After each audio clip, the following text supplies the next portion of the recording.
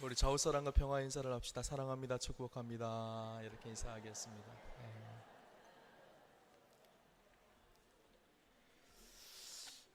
오늘은 우리 민족이 저 일제의 수탈과 침략에 해방되어져서 73년이 지난 광복절을 기념하는 주일입니다. 우리 교단은 매년 광복절마다 이 광복을 기념하며 뿐만 아니라 이 땅에 다시 한번 하나님의 섭리적 주권이 임할 것을 기대하며 이 남북의 분단의 역사 위에 통일의 소망을 가지고 함께 평화통일주일로 이 날을 지키고 있습니다. 지구상에 남아있는 유일한 분단 국가로서 이 민족은 아픔이 있고 상처가 있습니다. 그래서 우리가 이 나라와 민족을 위해서 기도하는 일을 멈추지 않아야 합니다. 저와 여러분이 한국의 교회를 다니고 있다는 사실은요, 우리에게 또 다른 사명 한 가지가 있다는 것입니다. 다른 나라와 다른 우리에게 주어진 사명 한 가지가 무엇인가 하면 민족 통일을 위해서 끊임없이 기도하는 일입니다. 오늘 평화통일주의를 준비하면서 제가 일전에 소개해드린 이 성프란시스의 주여 나를 평화의 도구로 써주소서라는 기도문이 생각이 났습니다.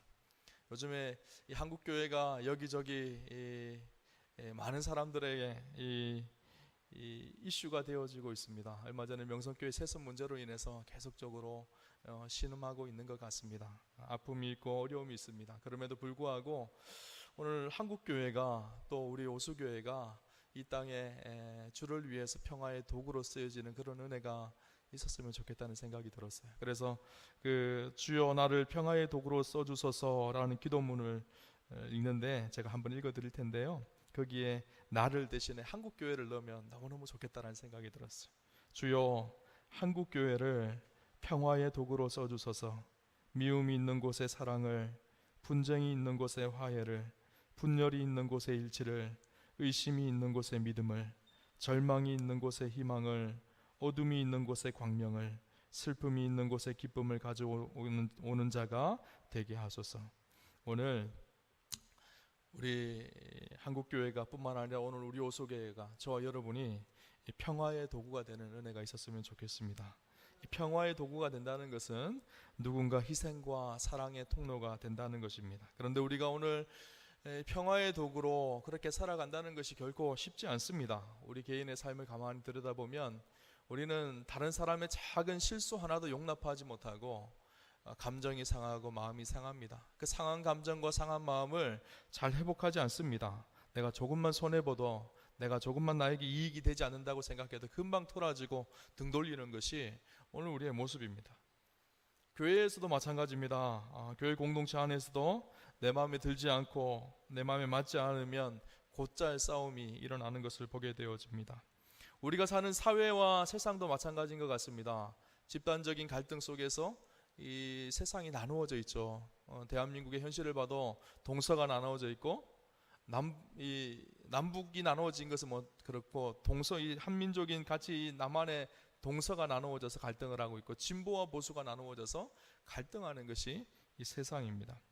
우리나라뿐만 아니라 서양 나라를 봤을 때도 마찬가지라는 생각을 해봅니다. 간혹 이 스포츠 경기를 보면요, 집단적으로 이 자기의 잘못된 감정을 분출하여서 폭력에까지 이루어가는 것을 보게 되어집니다.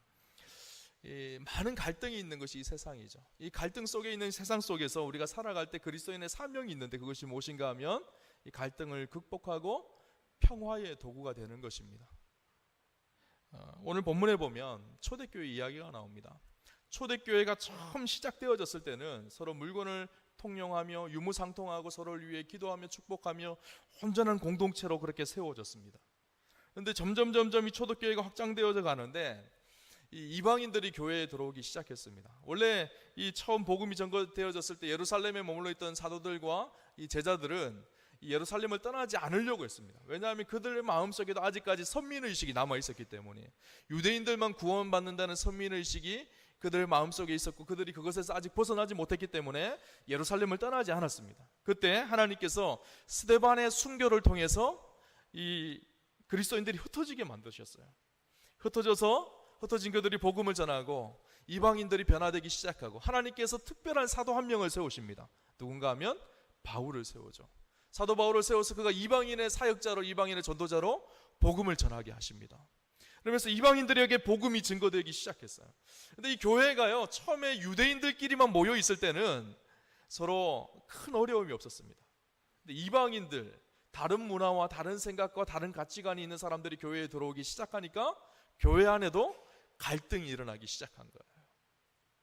그 갈등을 해소하기 위해서 사도 바울이 보낸 편지들이 서신서에 많은 내용들이 기록되어져 있습니다. 특히 오늘 에베소서에 보면 그런 눈물로 호소하는 사도 바울의 눈물의 호소가 나옵니다.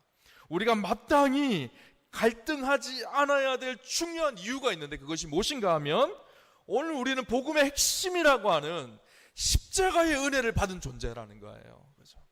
십자가가 무엇인가요? 하늘과 땅 사이에 하나님과 원수되었던 우리인데 죄로 인해서 죽을 수밖에 없었던, 도저히 하나님 앞에 나아갈 수 없었던 우리의 존재인데 하나님께서 당신의 아들 독생자 예수 그리스도를 이 땅에 보내어 주셔서 친히 이 땅에서 십자가를 지심으로 하나님과 우리 사이가 화목하게 되어진 그 사건이 십자가의 사건입니다. 이것이 복음의 핵심이죠. 그래서 오늘 16절에 그렇게 이야기합니다. 십자가로 이 둘을 한 몸으로 하나님과 화목하게 하려 하심이라. 원수된 것을 십자가로 소멸하시고. 원수되어진 것, 하나님과 우리가 죄로 인해서 원수되어졌는데 그것을 십자가로 단번에 소멸하셨다는 거예요. 십자가가 주는 메시지가 그것입니다. 원수된 것을 자기의 육체로 허신 것이 십자가의 의미예요. 하나님과 원수되었는데 우리가 하나님과 화목하게 되어진 것이 십자가 사건입니다. 그것이 복음이죠. 오늘 저와 여러분은 복음의 은혜 안에 있는 사람이에요.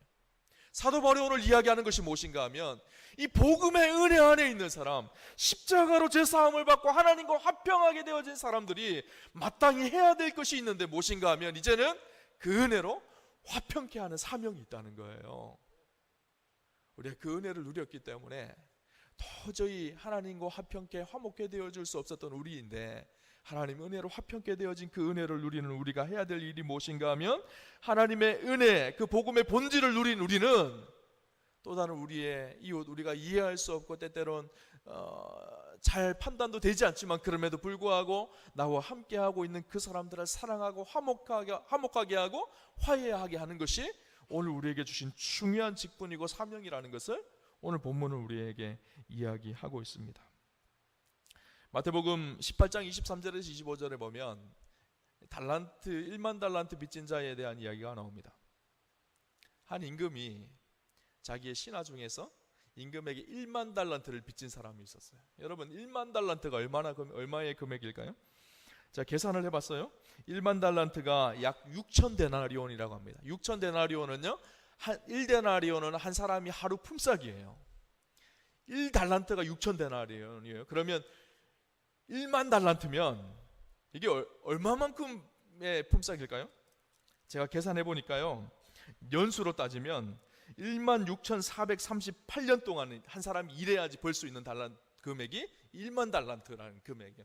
우리가 생각하기에 상상할 수도 없고 우리가 계산할 수 없는 무한대의 금액을 표현할 때 이스라엘은 1만 달란트라고 표현을 합니다. 임금에게 1만 달란트 빚진 사람이 있어요. 1만 달란트를 갚을 수 있을까요? 없을까요? 1만 달란트는요, 갚을 수 있는 금액이 아니에요. 비결은 딱 한 가지밖에 없어요. 그냥 탕감해주고 용서해주는 것밖에 없어요.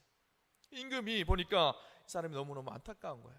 그래서 1만 달란트를 탕감하고 용서해 주었습니다. 근데 1만 달란트의 용서함을 받은 사람이 오늘 성경에 보면 뭐라고 하고 있죠? 100데나리온 빚진 사람, 자기에게 100데나리온 빚져서 자기에게 100데나리온 손해본 그 사람에게 찾아가서 오늘 성경에 보니까 뭐라고 기록하고 있는가 하면요, 마태복음 18장에 보면 100데나리온 빚진 동료 한 사람을 만나 목을 잡고 이르되 빚을 갚으라. 목을 잡았다는 거예요. 목을 잡았다는 표현이 어떤 표현이죠? 멱살을 잡았다는 거예요. 자기는 1만 달란트를 탕감받고 용서를 받았는데 자기에게 100데나리온 빚진 사람에게 가서 멱살을 잡고 목을 잡고 막 싸우고 따지고 확인했다는 거예요. 그 사람이 왜 100데나리온 자기에게 손해를 준 사람에게 그렇게 멱살을 잡았을까요? 자기가 1만 달란트 빚진 것을 탕감받았다는 것을 알지 못했기 때문이에요. 잃어버렸기 때문이에요. 생각하지 못했기 때문이에요. 사실 오늘 우리가 어떤 은혜에 있죠? 이 죄의 문제를 그 어떤 것으로, 아니 1만 달란트 수억원 수천억을 줘도 해결할 수 없는 이 죄의 문제가 십자가의 은혜로 해결되어지고 구원받는 놀라운 은혜를 받는 것이 저와 여러분입니다. 그 은혜를 기억하는 사람이라면 어떻게 해야 될까요? 때때로 우리에게 손해를 주는 사람도 있을 거예요. 때때로 우리의 생각 속에 이해되지 않는 사람을 만날 때도 있을 거예요. 그러면 어떻게 해야 될까요? 용서하고 그를 수용하고 받아들이는 것이 1만 달란트 빚진 자의 자세입니다. 그런데 우리는요, 1만 달란트 빚진 것을 잘 기억하지 못해요. 내가 1만 달란트를 탕감받았고 용서받았다는 것을 별로 생각하지 않습니다. 내가 죽을 수밖에 없는 죄인이었는데 십자가의 그 은혜로 구원받은 구원의 은혜 속에 있는 존재라는 사실을 기억하지 못하는 거예요. 그래서 나에게 조금만 상처를 주고 나에게 조금만 피해를 주면 견딜 수 없습니다. 분노를 품고 가서 멱살을 잡아야지 우리의 직성이 풀리는 거예요. 오늘 어리석은 자의 모습이 그런 모습이라는 거예요. 그래서 오늘 사도 바울이 이야기하는 것이 그거예요. 오늘 우리가 그 십자가의 화평을 누린 자인데 그 화평을 누린 자가 마땅히 해야 될 것이 믿음의 공동체 안에서 서로 가족이 되는 것이라는 거예요. 이방인과 유대인들이 도저히 섞일 수 없는 존재이지만 그럼에도 불구하고 그리스도 안에서 이제는 화평을 이루신 그 하나님의 은혜 안에서 한 가족이 되었다는 거예요. 교회는 어떤 곳일까요?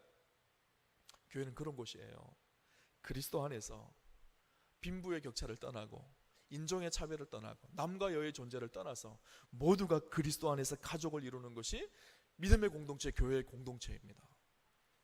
오늘 우리 호수교회가 저에게 부탁드리고 싶은 것은 가족 공동체로서의 하나님 주신 사명을 잊지 않아야 합니다. 저와 여러분은요, 그리스도 안에서 화평을 이루신 그 은혜 안에 있는 가족들이에요.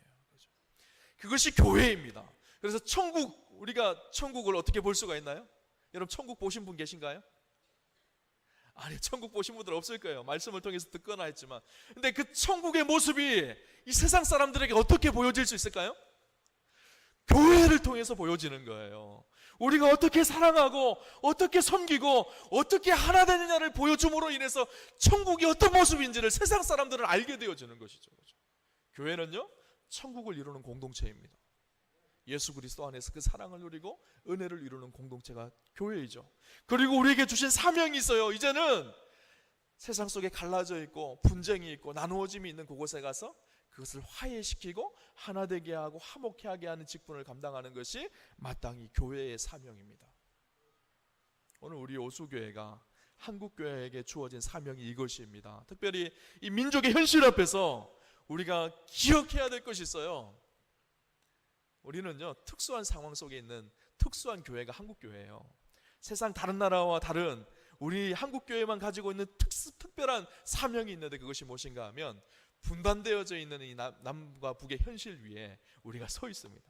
그래서 한국교회가 감당해야 될 가장 중요한 사명 한 가지가 있다면 이 통일의 문제를 기도하면서 해결해 가는 거예요. 이것이 오늘 우리가 감당해야 될 중요한 사명입니다. 특별히 지금 이때가 우리 아까 장로님 기도하신 것처럼 너무나 중요한 때인 것 같다는 생각이 듭니다.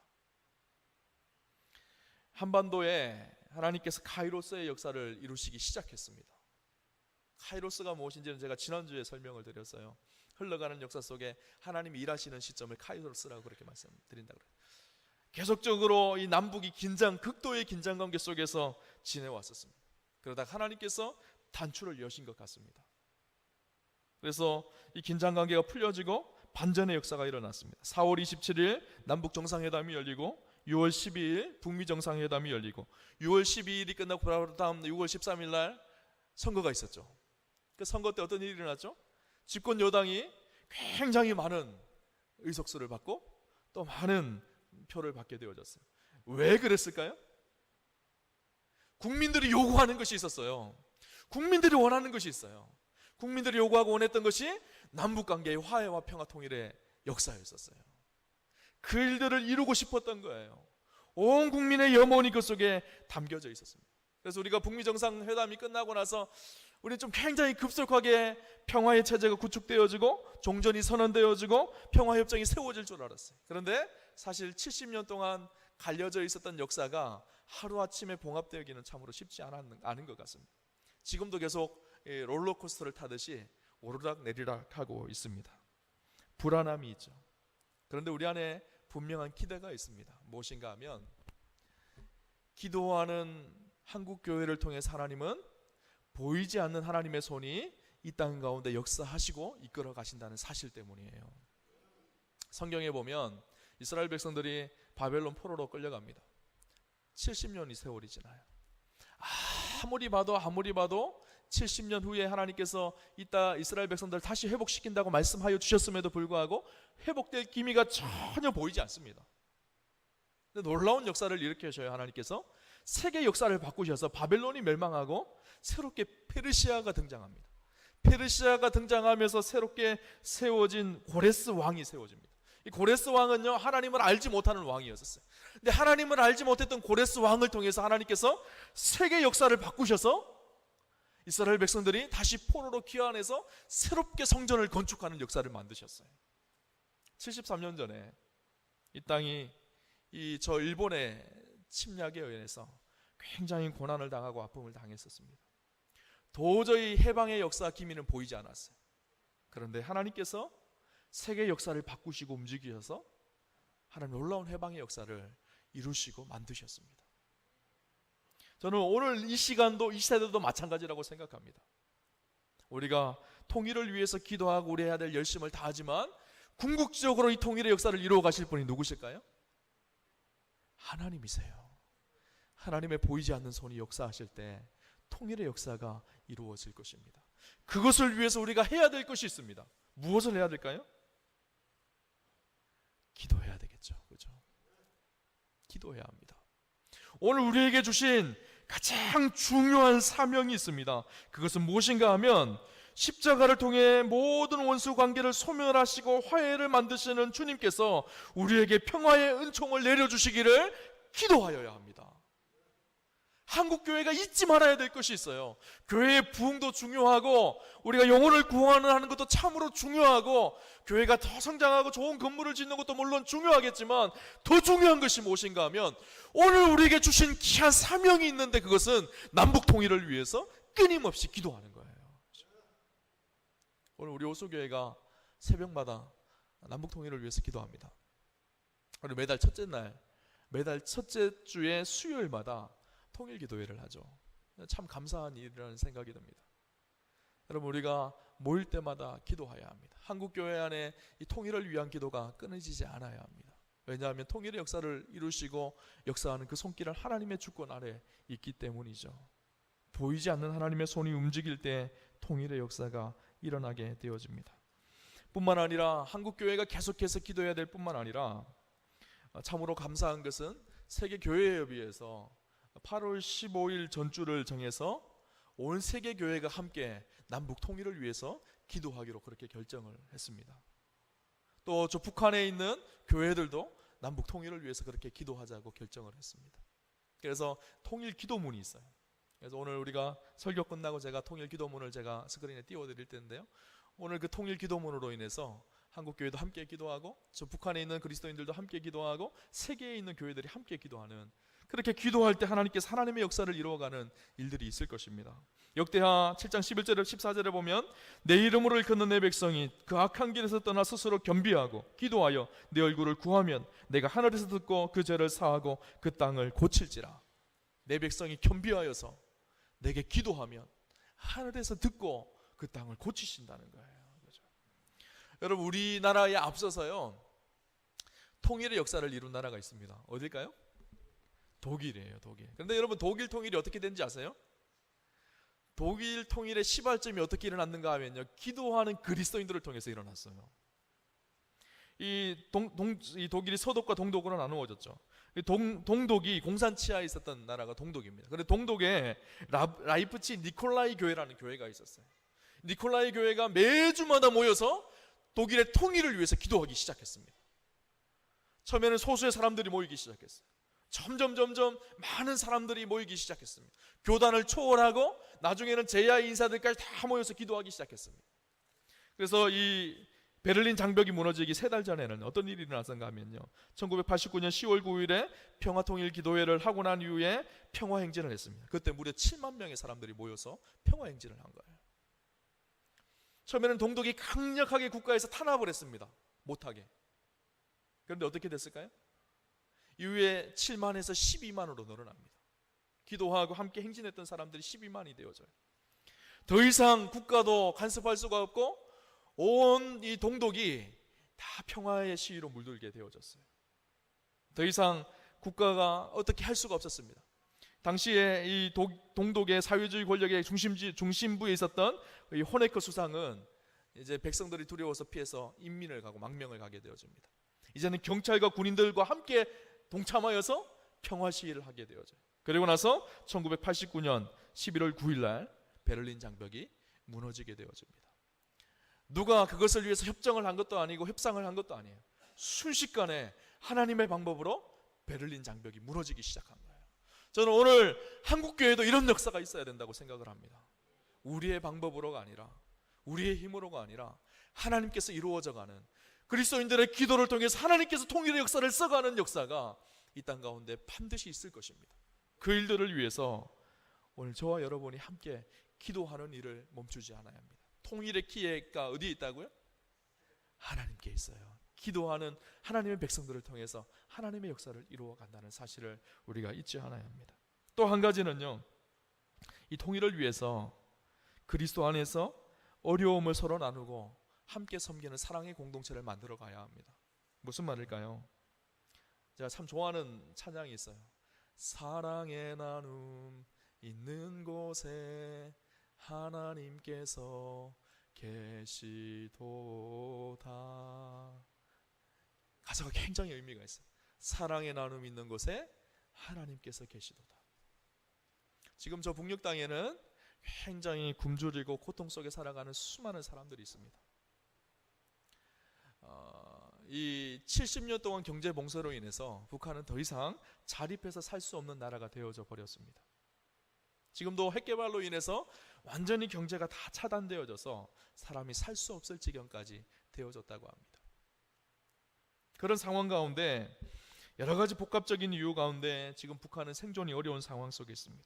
한국교회가 과거에 이 북한의 봉숙교회가 빵공장을 한국교회에 설립하도록 요청을 했었어요. 그래서 한국교회에서 많은 재정을 투입해서 그곳에 빵공장을 만들었습니다.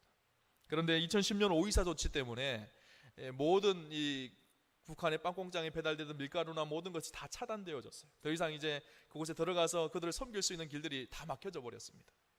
그런데 얼마 전에 세계교회협에서 북한 교회 대표들과 한국 교회 대표들을 모아서 협의를 하는데 북한 교회 대표들이 그런 요구를 했습니다.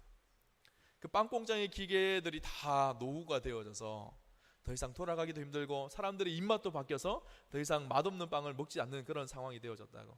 우리가 기도하는 것은 하루빨리 문이 열려져서 빨리 다시 빵공장의 기계들이 교체되어져서 지금도 힘들고 어려워하고 있는 우리 인민들에게 빵을 나누어 줄 수 있도록 한국교회가 섬겨달라는 부탁을 받았다고 합니다. 오늘 우리가 기도할 것이 있어요.